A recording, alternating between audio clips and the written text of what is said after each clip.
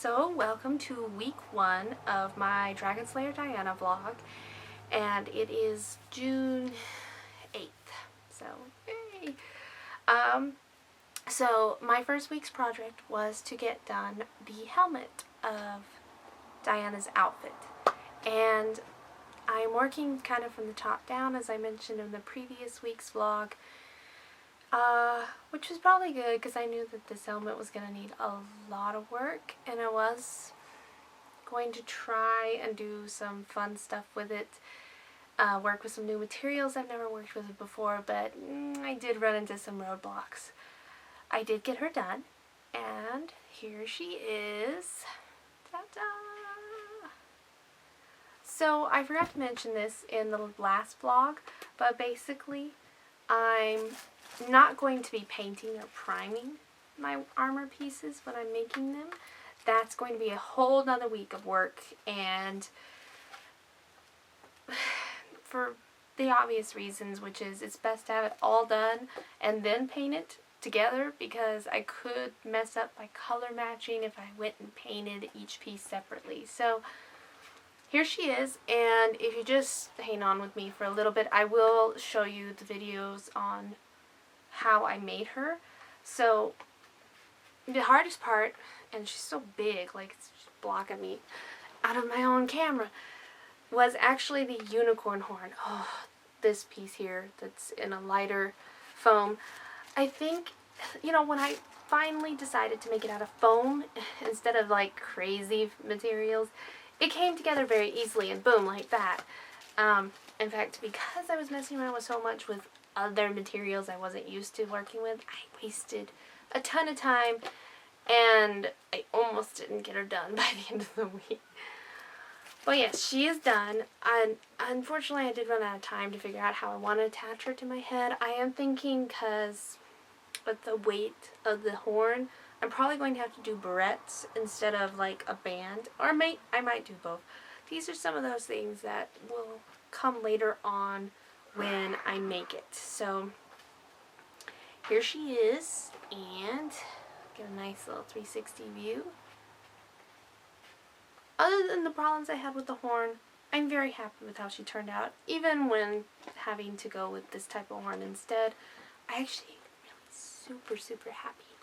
So I'm going to put her to the side. So before I get into the how I did it, I'm going to talk about week 2's project, which I'm going to be rather busy this upcoming week. So I'm thinking about doing an easier project for myself, which will just be her Pauladrons or shoulder armor. I will actually just probably be doing that. If I have extra time, I will try and tackle other parts of the outfit, not just this week, but in other weeks as well, because, hey, if I can get her done faster, great. But it's mostly like, this is my target, that's what I'm going to do. So I do hope that you enjoy the video of me making her, and maybe it can help you learn something. If you do have tips for me on the certain materials that I did not do so well with, that'd be great. But as always, if you do want to see the vlog continue on, or like any of my videos, don't forget to subscribe. And I'm just gonna go ahead and start showing you guys the work I did. Okay, so I've got my head block, and I'm going to be covering it with masking tape to make my pattern. The important thing here is to remember to do your masking tape in a crisscross manner. This helps it with the curve, and it also just makes it more secure.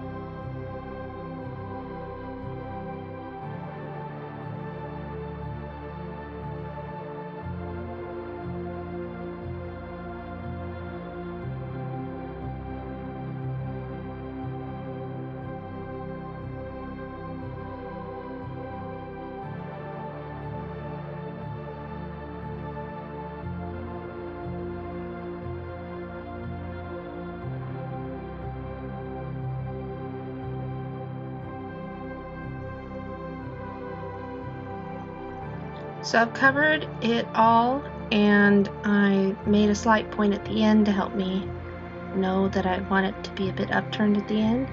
I've also drawn where the center is, and I'm just literally going to draw the shape of her helmet. What you don't see is off camera I have reference photos up, kind of seeing how big I want it to be on my own head. And yeah, it's just really, I'm just drawing it, kind of eyeballing it. It's not really a specific technique.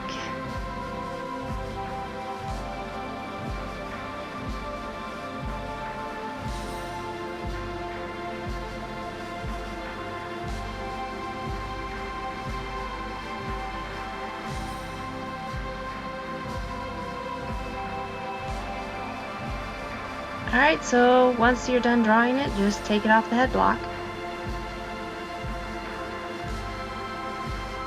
I'm just kind of writing which side is which.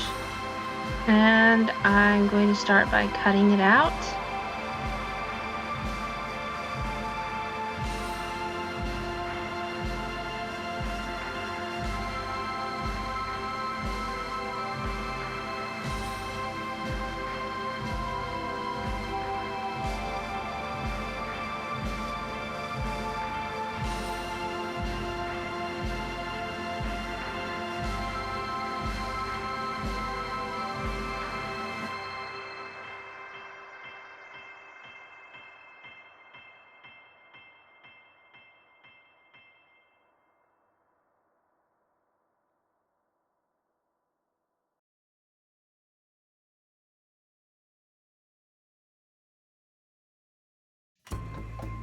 So I've also made my marks where I want it to meet up, but in the middle, since this is a curved pattern, I've cut a slit that was about 1.5 inches.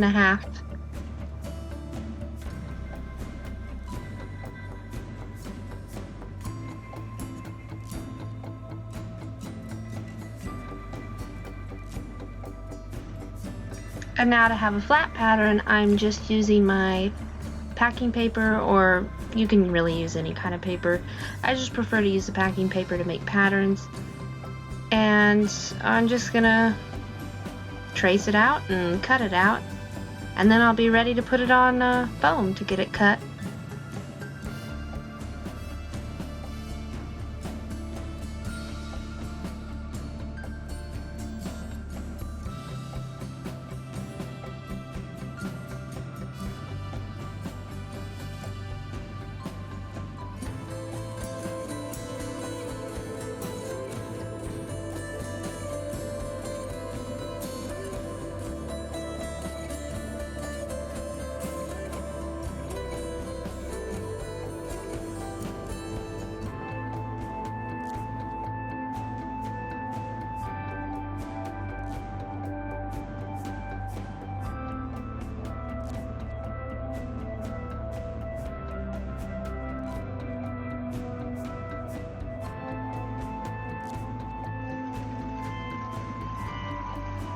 Alright, grab your mask, it's time to glue.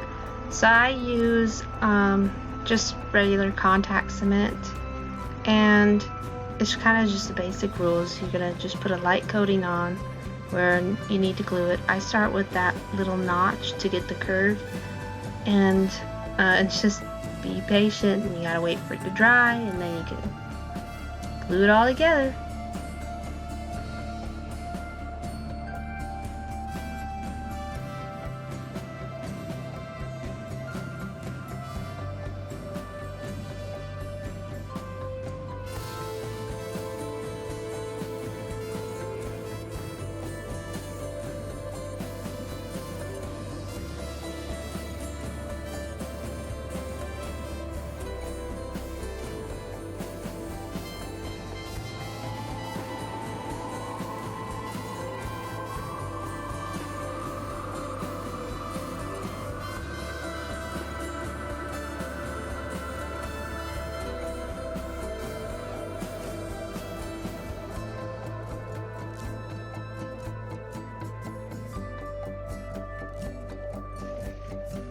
So now I'm putting it back on my head block, getting my heat gun, and kind of pinning it to the head block to help mold the shape that I want, because I do need to get it a bit more curved. And while I'm waiting for that to kind of cool and shape itself, I've gone ahead and cut the horn parts out. The big ones were about 10 inches long and like 2 inches wide at the base, and they're just triangles. And it's just the same thing, you know, glue it. The part I didn't show is the middle seam where they attach. I had to cut that at a 45-degree angle to get the curve. I don't know if you call it a curve, but you know, to get that sharp angle. And here you can see I've pinned the big horn and to make sure I like it. And now I gotta do the small horns, which I believe were about 6 inches long, but at the same width at the bottom.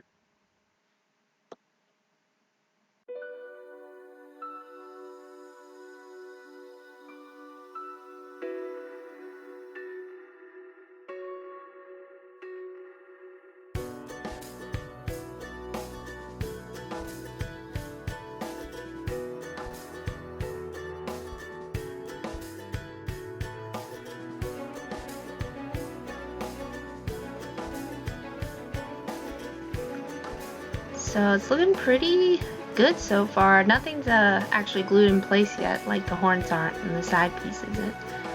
On the side piece, I just kind of measured out how long I want it to be.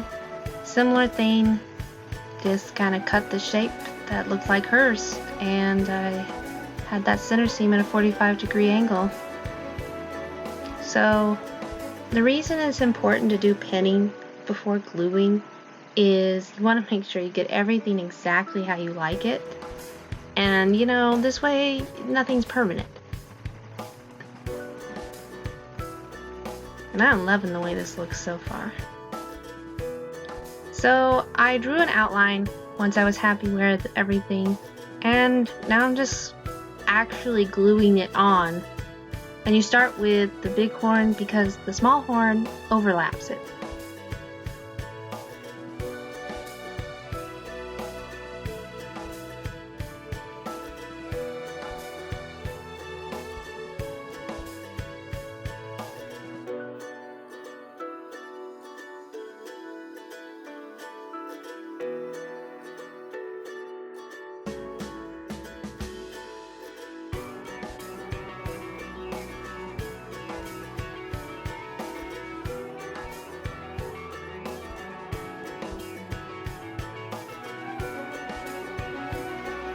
So I'm taking my foam clay and I'm just filling in the seams. Right now, I did Dremel it to try and get rid of the seams as best as I could. I didn't film that because Dremeling is very, very dirty and you get a lot of like foam particles everywhere, and I don't want to get my camera dirty.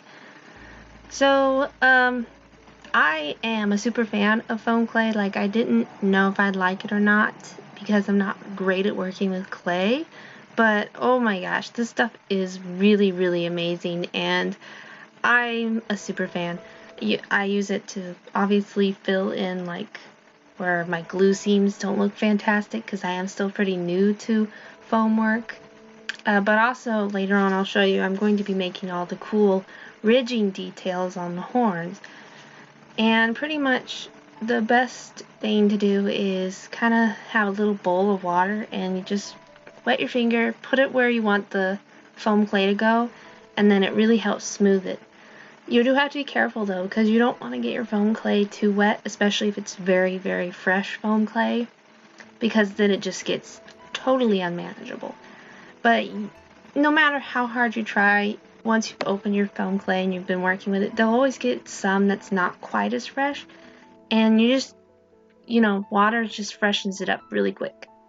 So you can see I've done all my seams, and I've done the details on one side. So I'm going to show you guys as best as I could. I tried to film as best as I could doing the details on the other two horns. There you can see I was showing the texture of really fresh foam clay, but Yeah.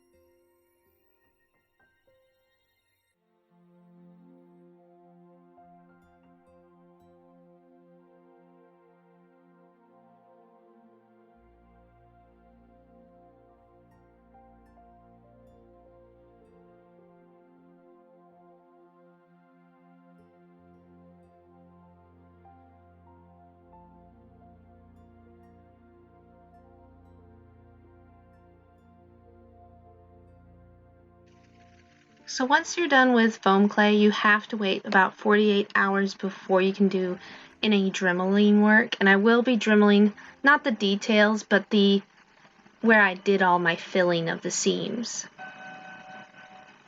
So here you can see I've dremeled the foam clay nicely, and I'm drawing in those odd cuts that she has in her helmet. It's a very small detail, but to me it's, you know, every detail's important. And with this, I'm just slightly taking my box cutter and cutting into it.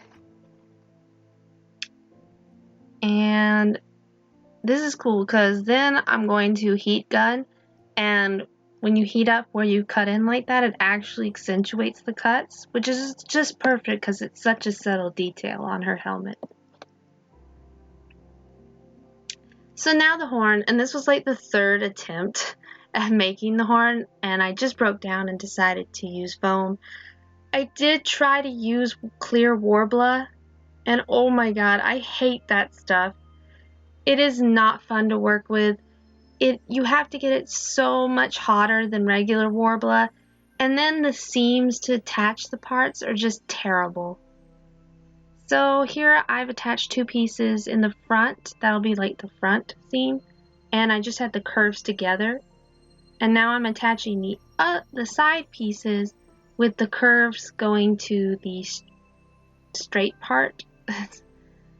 This was not very well filmed because I didn't realize I didn't get everything filmed properly, but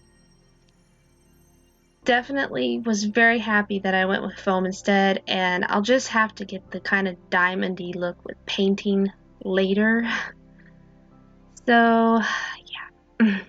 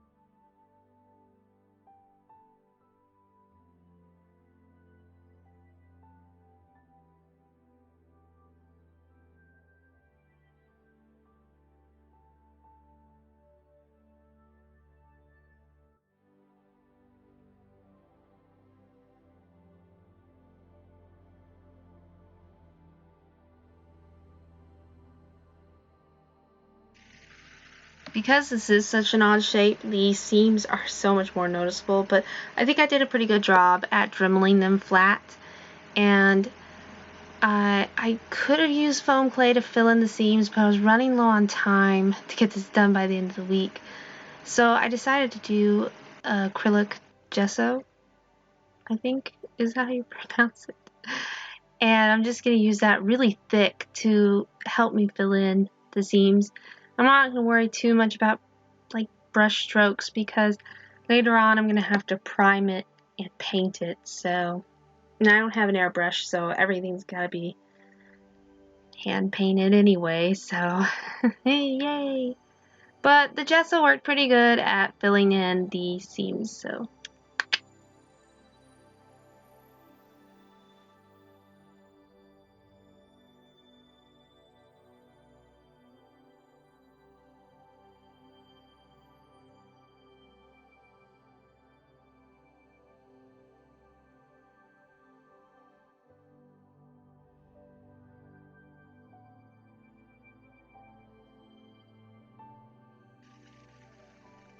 And we're almost done. So now comes the part where I'm going to have to attach the unicorn horn-like part to the main part. And I've kind of been playing around with it to see where I wanted it, and just with a pen lightly drew where I have it attached.